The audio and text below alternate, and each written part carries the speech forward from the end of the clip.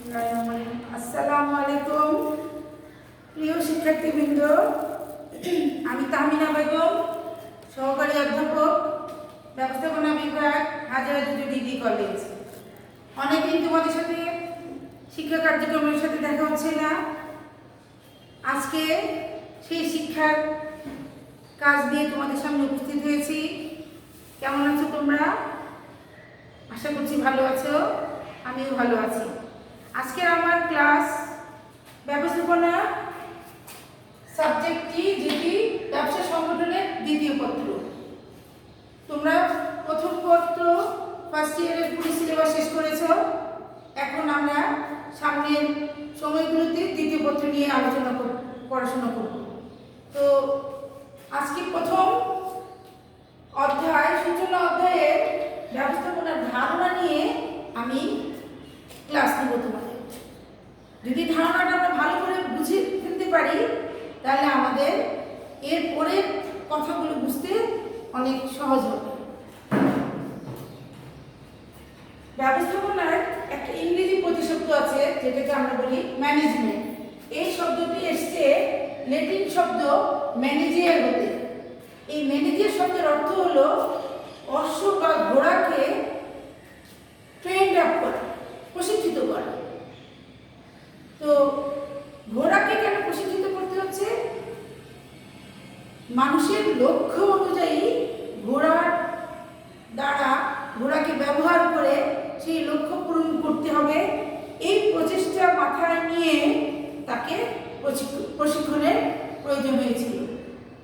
সেই থেকে আজকের এই কালের বিবর্তনে মানুষকেও প্রশিক্ষিত করার একটি ব্যাপার এসে দাঁড়িয়েছে। তো সেই ম্যানেজমেন্টকে আমরা বইয়ের ভাষায় নানাভাবে পাই। একটু সহজভাবে যদি একটু বলি, ব্যবস্থাপনা হলো প্রাতিষ্ঠানিক লক্ষ্য অর্জনে নিয়োজিত অনেক উপকরণের ওগুলোর কার্যকর ব্যবহারে সকল কর্ম প্রচেষ্টার নাম ব্যবস্থাপনা। মানে ব্যবস্থাপকের লক্ষ্য পূরণের জন্য যতগুলো উপকরণ লাগে, সেই সবগুলো উপকরণকে কার্যকরভাবে ব্যবহার করলে সেই ব্যবহারের জন্য যত কর্ম প্রচেষ্টা থাকবে, সবগুলোকে আমরা বলতে পারি ব্যবস্থাপনা। এখন এই প্রাতিষ্ঠানিক লক্ষণের জন্য যে কার্যকর ব্যবহার, ঘুরে ফিরে আমরা একটা কথার সাথে পরিচিত হচ্ছি, যেটার নাম যে ঘোড়া বলো আর মানুষ বলো, তাকে দিয়ে কোনো না কোনো কাজ করাতে হয়। তো সেই কাজকে যদি অভিষ্ট লক্ষ্যে নিতে হয়, তাকে প্রশিক্ষিত করতে হবে। প্রশিক্ষিত কেন? আমাদের যে শিক্ষাটা আছে, সেই শিক্ষাটাকে আরও শানিত করা, আরও উপযোগী করা, আরও গ্রহণযোগ্য মাত্রায় নিয়ে আসার জন্য প্রশিক্ষণের প্রয়োজন। আর ওই প্রশিক্ষণকে মাথায় রেখে একজন তার যতজন দরকার সকলকে নিয়ে প্রাতিষ্ঠানিক পর্যায়ে অনেকগুলো উপকরণ লাগে, উপকরণগুলোকে সে নির্দিষ্ট একটি প্রক্রিয়ায় কাজকর্ম করে। এখন এই বারবার যে কাজের কথা বলছি, এটাকে যদি আমরা একটু বলতে চাই, একটা ছকে আনতে চাই, ছকটা আমাদের বুঝতে হবে। আমি এখানে আগে থেকে তোমাদের জন্য তৈরি করে রেখেছি। দেখো ছকে কি লেখা আছে? বক্সের ভিতরে লক্ষ্য বা উদ্দেশ্য, আরেকটা বক্স আছে এখানে বিভিন্ন উপকরণ সমূহ, ব্র্যাকেটে আছে 6M, বিভিন্ন উপকরণ সমূহ সুসংহত করো। আরেকটা বক্স দেখতে পাচ্ছি স্কয়ার বক্স, ধারাবাহিক কার্য প্রক্রিয়া। এই বক্সের ভিতরে আছে POSD CORD, কতগুলো ইংরেজি অক্ষর। তারপর আরেকটা স্কয়ার বক্স দেখতে পাচ্ছি লেখা, যে লক্ষ্য অর্জন বা ফলাফল অর্জনের নাম ব্যবস্থাপনা। মিনস এই লক্ষ্য বা উদ্দেশ্য সুনির্দিষ্ট হলে এই সুনির্দিষ্ট লক্ষ্যকে অর্জন করার জন্য অনেকগুলো উপাদান লাগে, যেমন ম্যান, মেশিন, ম্যাটেরিয়াল, মানি, মার্কেট, মেথড ইত্যাদি। তারপরে এই উপকরণ কাজগুলোকে সুসম্মত মানে প্রয়োজন উপযোগী করে নিজের মতো করে তোলা, চাহিদা অনুযায়ী করে তোলা। আর এটাকে যদি প্রয়োজন উপযোগী করতে হয় তাহলে আরো কিছু কাজের সমন্বিত প্রয়াস আছে। সেই কাজগুলো কি একটু ধারাবাহিকভাবে আমাকে দেখতে হবে, যেহেতু লিখেই আছে ধারাবাহিক কার্য প্রক্রিয়া। ধারাবাহিকতার যে স্টেপিংগুলো, planning, organizing, staffing, directing, coordinating, reporting, budgeting, এই কাজগুলো যদি করা যায়, যে লেখা সেখানে উইদিন ফার্স্ট ব্রেকেট সুষ্ঠুভাবে যদি সম্পাদন করা যায়, করলে পরে যে অর্জনটা আমাদের আসে ওই অর্জনটার নামই হলো ব্যবস্থাপনা। তাহলে আমরা আবার এই কথায় ফিরে যাই। ব্যবস্থাপনা কি? ব্যবস্থাপনা হলো প্রাতিষ্ঠানিক লক্ষ্য অর্জনে যেই উপকরণগুলো নিয়োজিত, সেই নিয়োজিত উপকরণগুলোর কার্যকর ব্যবহারের জন্য সকল কর্মপ্রচেষ্টা। কার্যকর ব্যবহারের জন্য সকল কর্মপ্রচেষ্টা। তাহলে আসো এই কার্যকর ব্যবহারের কথা যখন আসছে তখন আমরা একটা একটি করে সবগুলো কথা বোঝার চেষ্টা করি। মানুষ সংঘবদ্ধ জীবনে এককভাবে কখনো কখনো কোনো কাজ করে, আবার অনেককে নিয়ে অনেক কাজ করে। এককভাবে কাজ করা অনেক সহজ, এবং ওই কাজগুলোর পিছনে কোনো না কোনো লক্ষ্য তার থাকে। আর প্রাতিষ্ঠানিকভাবে যখন অনেককে নিয়ে কাজ করে তখন ওই কাজগুলো করা একটু সময়ের ব্যাপার, সুযোগের ব্যাপার, অনেক সমস্যা এখানে আসতে পারে।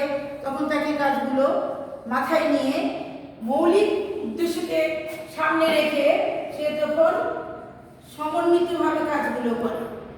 ওই সমন্বিতভাবে কাজ করার পেছনে উদ্দেশ্য একটাই, লক্ষ্য অর্জন। ওই লক্ষ্য অর্জনের জন্য প্রথমে সে কি করে? লক্ষ্যটাকে সেট করে। ধরে নিয়ে এটা হলো তার একটা লক্ষ্য, এই মার্কেটটা হলো তার একটা ওই প্রাতিষ্ঠানিক লক্ষ্য। এই প্রাতিষ্ঠানিক লক্ষ্যকে সেট করে তখন এই লক্ষ্যের সাথে চিন্তা করে দেখে যে কতগুলো মানুষ তার লাগবে। একটা প্রতিষ্ঠান করে, একটা উৎপাদনশীল কারখানার নাম ধরি, একটা কলেজের নাম ধরি, দিজ আর দ্য প্রতিষ্ঠান। আমরা এই প্রতিষ্ঠানগুলোকে চিনি। তো এখানে কি কি লাগলো? অনেকগুলো উপকরণ লাগে। একটা উপকরণ হলো জরুরি উপকরণ, মানুষ লাগে, অনেক মানুষ। মেশিন লাগে, যন্ত্রপাতি তার সেই উৎপাদনের জন্য। তারপরে লাগে কিছু কাঁচামাল। এই সব কিছুর সাথে জড়িত থাকে টাকা পয়সা। অর্থ ছাড়া সবকিছুই বিশাল, কোনো কাজে আসবে না, অর্থ লাগবেই। তারপরে এই কাজগুলোর পিছনে একটা মুখ্য উদ্দেশ্য মার্কেট। কাজ করার এই মুখ্য উদ্দেশ্য বাজারে এই উৎপাদনগুলোকে পৌঁছানো। বাজার উৎপাদনগুলো যারা কিনবে তারা হলো ভোক্তা ব্যক্তিরা, সাধারণ তাদের কাছে এটা পৌঁছাতে হবে। এই মার্কেটের পরে আরেকটা আছে এই সুনির্দিষ্ট কতগুলো পদ্ধতি। এই 6M ব্যবস্থাপনায় খুব প্রয়োজনীয় একটি নির্দেশনা, যার নাম এগুলো হলো প্রাতিষ্ঠানিক লক্ষ্য অর্জনের উপকরণ। এই উপকরণগুলোকে যদি আমি লক্ষ্য অর্জনের সাথে যুক্ত করি, আমার যা দরকার হয়, এই কথাগুলো আগে একবার বলেছি, সেটা এখন ব্যাখ্যা করার চেষ্টা করছি। দরকার হয় পরিকল্পনা। ওই লক্ষ্য অর্জনে সংশ্লিষ্ট পক্ষ সুনির্দিষ্ট পরিকল্পনা করে, আগে থেকে ভেবে নেন, অনুমান করে নেন, ভাবনা চিন্তার শেষে তিনি একটা পরিকল্পনা করেন। পরিকল্পনা করে তিনি সিদ্ধান্ত নেন। সিদ্ধান্ত নিয়ে তিনি যা করেন, তিনি ওইগুলোকে তার সিদ্ধান্তের সাথে, পরিকল্পনার সাথে গুছান, ঠিকঠাক করে। এই কাজটার নাম হলো অর্গানাইজিং। ঠিকঠাক করতে গিয়ে উনি যাদের শরণাপন্ন হন, একদল কর্মী বাহিনী, তাদের নাম স্টাফিং। ওই কর্মী বাহিনীদের জোগাড় যন্ত্র করতে হয়। তারপরে যে কাজটা করেন তিনি, ওই কর্মীদেরকে লক্ষ্যের সাথে মিলিয়ে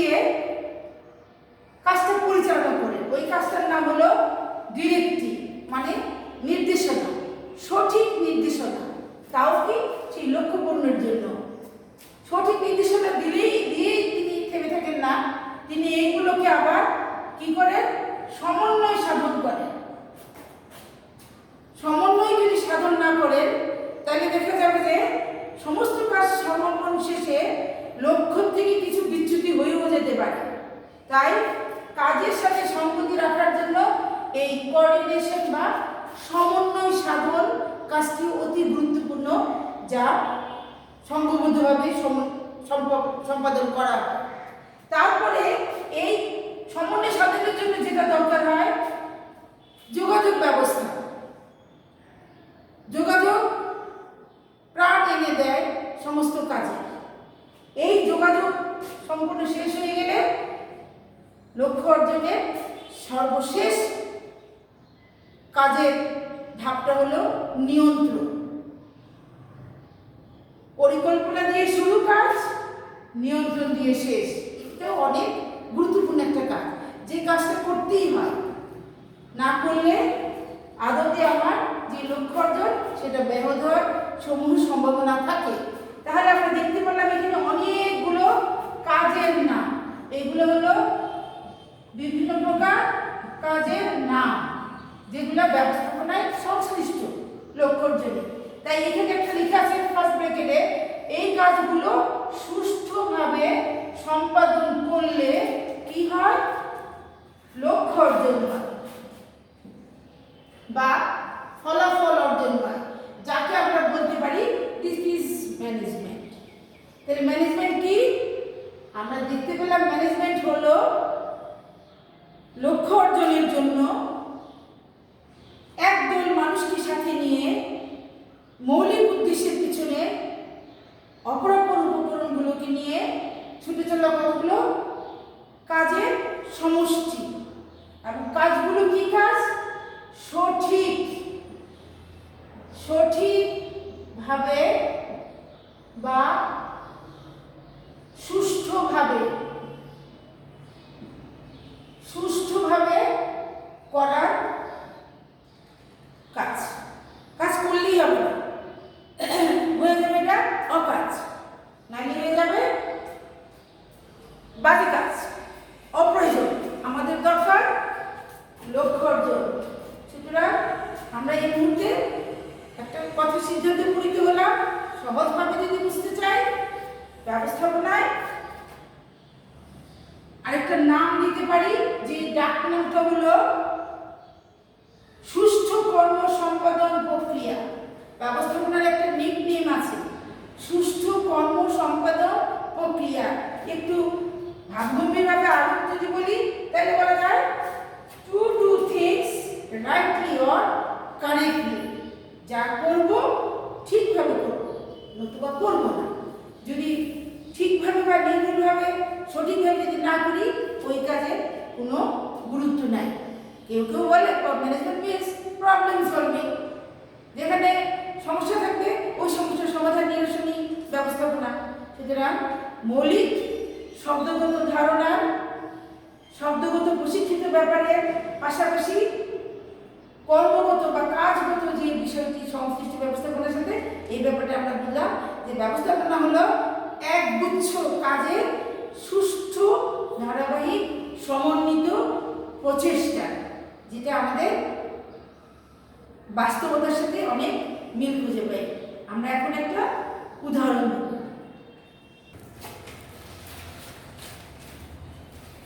তো শিক্ষার্থীরা, যা বলছিলাম, ব্যবস্থাপনা means to do things properly, rightly, correctly. যদি তাই হয় তাহলে ব্যবস্থাপক এই কাজগুলো করে। একটা উদাহরণ দিই তোমাদের কাছে। এক ব্যক্তি মিস্টার আজাদ, তিনি 10 বছর আগে একটা ব্যবসা শুরু করেছিলেন। এখন ওই ব্যবসাটা তখন শুরুতে খুব ছোট পরিসরে ছিল, একটি উৎপাদনশীল কারখানা। বর্তমানে তিনি ওই কারখানা অনেক বড়ভাবে চালিয়ে যাচ্ছেন। তিনি বিভিন্ন চিন্তা ভাবনা করেন, সময়ে সময়ে নতুন নতুন মেশিন ব্যবহার করেন, ভোক্তাদের ক্রেতাদেরকে খুব গুরুত্ব দেন, মানসম্পন্ন পণ্য তৈরি করেন, তারপরে বাজারে তার অনেক সুনাম। তিনি একজন সফল ব্যবসায়ী। আচ্ছা বলো তো শিক্ষার্থীরা, এই ধরনের ব্যবসায়ীকে তো তোমরা চেনো, তিনি অনেক কাজ করেছেন।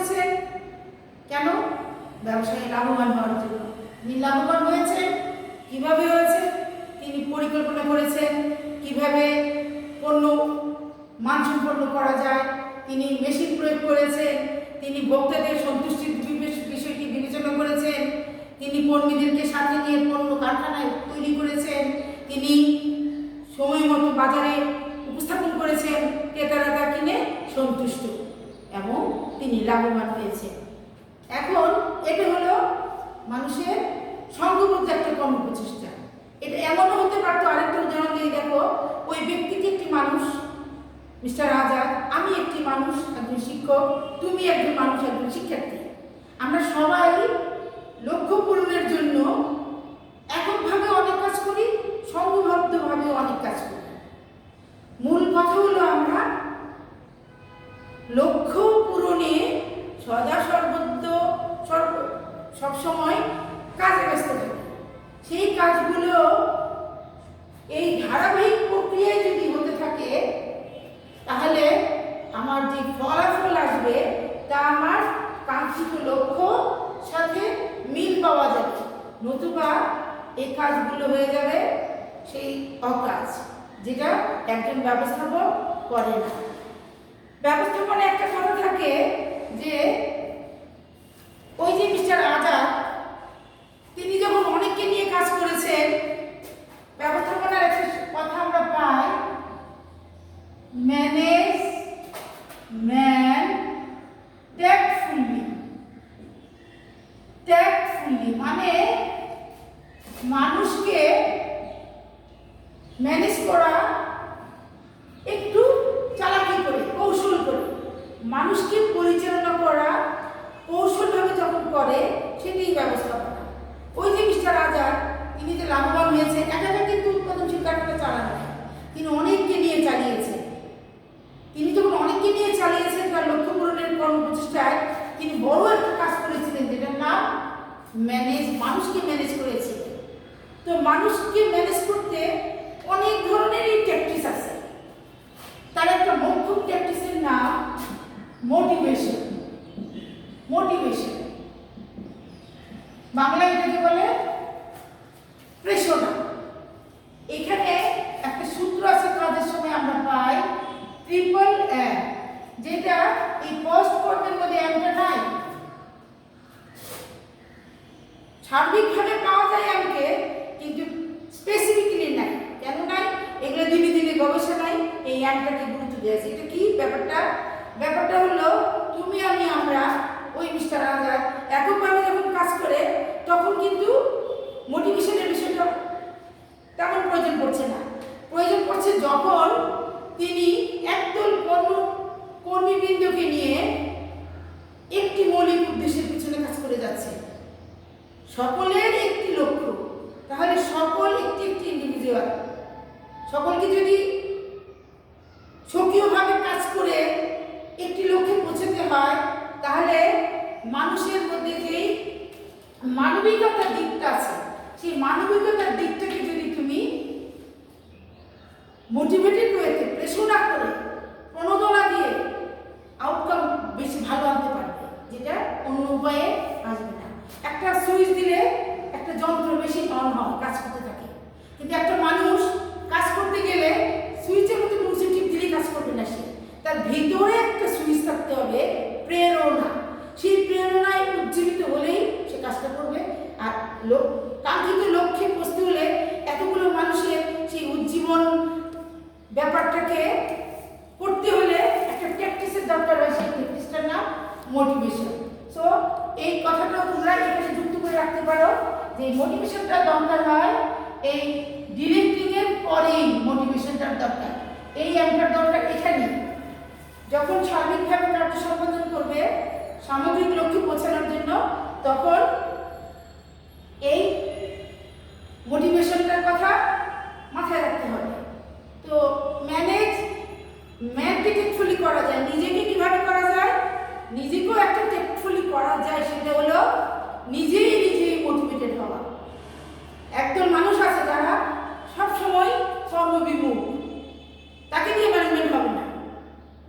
কর্মের প্রতি যাদের ভালো দৃষ্টিভঙ্গি আছে, তারই প্রচেষ্টাকে সুষ্ঠুভাবে সম্পাদন করার সাহস থাকবে, শক্তি থাকবে, সেই এনে দিতে পারে ব্যবস্থাপনা। সুতরাং আমরা সমাজবদ্ধ জীব, আমরা সামাজিকভাবে একে অপরের প্রতি নির্ভরশীল, আমরা কোনো না কোনোভাবে অনেক কাজ করি। এককভাবে করলে যে কাজ একরকম মূল্যায়ন হয়, সামষ্টিকভাবে করতে গেলে সেই কাজে একটু ভালোভাবে অন্যভাবে মূল্যায়ন হয়। অন্যভাবে মূল্যায়ন করতে গেলে এই ম্যানেজ করতে গিয়ে তাকে ট্যাকটিসের অবস্থান নিতে হয়, ট্যাকটিসের সাহায্য নিতে হয়। তাই এখানে একটা সংজ্ঞা তোমরা খুঁজে পাবে, অন্যকে দিয়ে কাজ করানোর নাম ব্যবস্থাপনা। খেয়াল করো, অন্যকে দিয়ে কাজ করানোর নাম ব্যবস্থাপনা। আর আমি বলি অন্যকে দিয়ে কাজ করানোর আগে নিজে কাজ জানার নাম ব্যবস্থাপনা। আমি তখনই কাজটা করাতে পারবো যদি আমি জানি। আমি একজন ব্যবস্থাপনা শিক্ষক, আমি রসায়নের মানুষকে দিয়ে একটা ক্লাস করাতে চাচ্ছি। আমি যদি রসায়ন পড়াতে চাই, আমি কিছুই পড়াতে পারবো না, কেমিস্ট্রি। কিন্তু আমি যদি একটা কেমিস্ট্রি শিক্ষককে দেই তোমাদেরকে বোঝানোর জন্য, তিনি পারবেন। তাই আমি বলি, আমি যে উপায়ে এই কেমিস্ট্রি শিক্ষককে দিয়ে কাজটা করাতে পারলাম, তোমরা সন্তুষ্ট হলে রসায়ন বুঝে, তাহলে আমার কার্য সম্পাদন হলো। তাহলে অন্যকে দিয়ে কাজ করানোর না, শুধুই ব্যবস্থাপনা না, অন্যকে দিয়ে কাজ করানোর সময় নিজেও কাজে যুক্ত থাকার নাম ব্যবস্থাপনা। এগুলো আমরা বিশদভাবে আরো করবো পরের বিষয়ে। আজকে এতগুলো জানার পরে আমরা একটা জিনিস বুঝতেছি, এককভাবে এবং সংঘবদ্ধভাবে একজন মানুষ এই কাজটাতে করে, সংঘবদ্ধভাবে করুক আর এককভাবে করুক। সে কে? সে হলো ব্যবস্থাপক। এই অন্যকে দিয়ে যিনি কাজ করান তিনি হলেন ম্যানেজার। তাহলে এখন আমি যদি প্রশ্ন করি তোমাদেরকে, সেই উদ্দীপক বা ওই উদাহরণটা দিয়ে, ওই কারখানা, প্রযোজন কারখানার ব্যবস্থাপক কে ছিল? তোমরা বলবে মিস্টার আজাদ। তিনি কি করেছিলেন? তিনি ব্যবস্থাপনা করেছিলেন, অনেকগুলো কর্মকাণ্ড করেছিলেন। কেন করেছিলেন? লক্ষ্য অর্জনের জন্য। তাহলে ব্যবস্থাপনা কি? লক্ষ্য অর্জনের জন্য ব্যবস্থাপক যে কর্মসমষ্টি সম্পাদন করে। তবে কর্মসম্পাদন করে ঠিকই, কিভাবে করে? ওই ম্যানেজার কিভাবে কাজ করে? সুষ্ঠুভাবে করে, কারেক্টলি করে, সঠিকভাবে করে। বাইরে না কাজ করলেও পারে। কাজ যদি করতে হবে, কাজের মতো কাজ হতে হবে, আর তখনই হবে ব্যবস্থাপনা। তাহলে আমরা একটা জিনিস ভালো মতো বুঝলাম এই ব্যবস্থাপনার ধারণায়, যে ব্যবস্থাপনা কর্মসমষ্টি। এই কর্মসমষ্টিতে অনেক গুরুত্বপূর্ণ বৈশিষ্ট্য খুঁজে পাওয়া যায়। এটি একটি প্রক্রিয়া। এখানে সামাজিক কার্যক্রম আছে, লক্ষ্য অর্জনের মাধ্যম হিসেবে ব্যবহৃত হয়, কাজ আদায়ের কৌশল হিসেবে ব্যবহৃত হয়, অর্থনৈতিক সম্পদ, এটা জ্ঞানের একটা পৃথক শাখা, এবং অনেক ক্ষেত্রেই এর সার্বজনীনতা রয়েছে। তাই এইখান থেকে আমরা আজকে যা শিখলাম তা হলো ব্যবস্থাপনা কি, ব্যবস্থাপককে, বিভিন্ন ধরনের কাজের নাম এবং বৈশিষ্ট্য। ইনশাআল্লাহ আমরা নেক্সট ক্লাসে আরো ব্যাপকভাবে এই ধারণাকে বিকশিত করব, পড়াশোনা করব। আজকের মধ্যে এখানে আমার ক্লাস শেষ। ধন্যবাদ তোমাদের সবাইকে। ইনশাআল্লাহ নেক্সট ক্লাসে দেখা হবে। ভালো থেকো। আল্লাহ হাফেজ।